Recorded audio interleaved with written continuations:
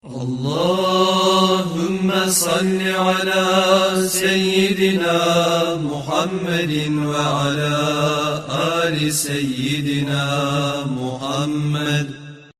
بسم الله الرحمن الرحيم. أما بعد. السلام عليكم ورحمة الله وبركاته. وعليكم السلام ورحمة الله تعالى وبركاته. Şeriat kitaptan 12. dersimiz.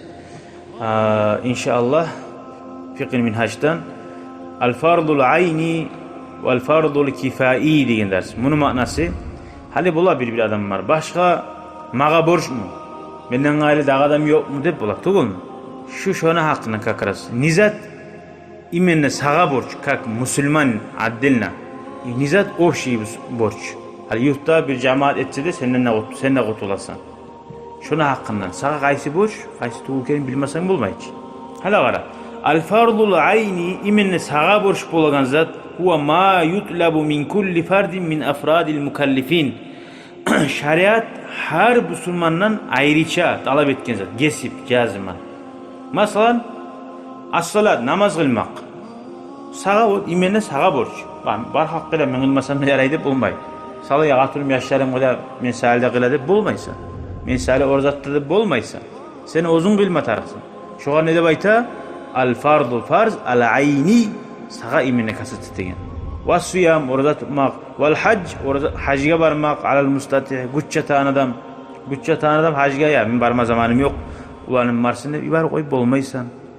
Fa inne hadihi'l ibadat bu primeri geltirir. Şöyle ibadatlar tacibu ala kulli mukallifin bi ayni har yetişkin adamga, güççe tan adamga ozgar borç bolar.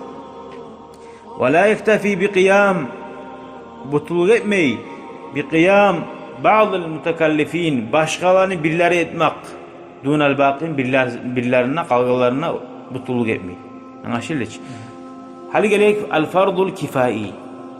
Biravlar etse biravga da bolagan zat. Nizattır. Ve ma kana mutaliban bi fi'lihi mecmu'al muslimin. Şeriat talep etken, trebot etken. No bir opşi grupasından Müslümanlar. La kulle vahidin minhum harisinden ayrıca trebot etken zattır. Bimana onun manası annahu iza qama bihi ba'duhum kafa. Billeri etse birisileri de kurtuluk alagan zat. Ve saqatal ismu qalgalarından gunahtaya. Ve izâ lem yakum bihi ahadun biri de etmesi çala yurt yagasem ya athimu ve asav cemiyan barisi de günahlı bola assi bola Allah'a.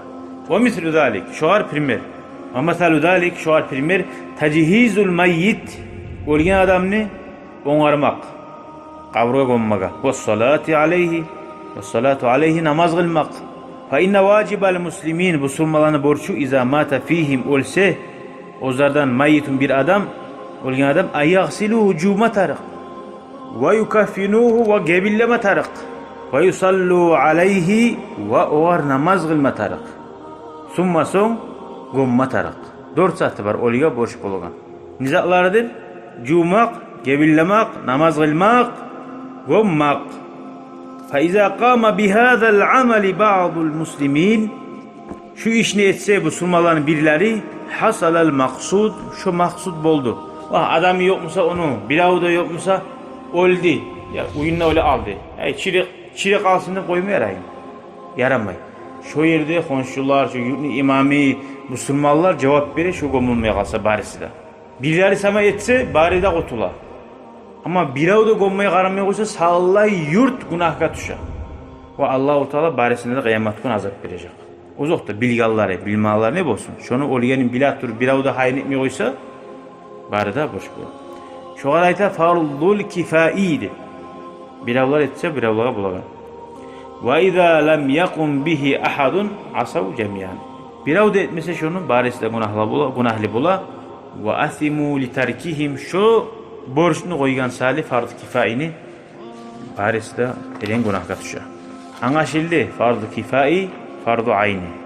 Fardu ayni namaz imik, fardu kifai velini gomma imik. Ve ahiru da'vana enilhamdülillahi rabbil alemin. شكرا يا ربي شكرا هديت قلبي شكرا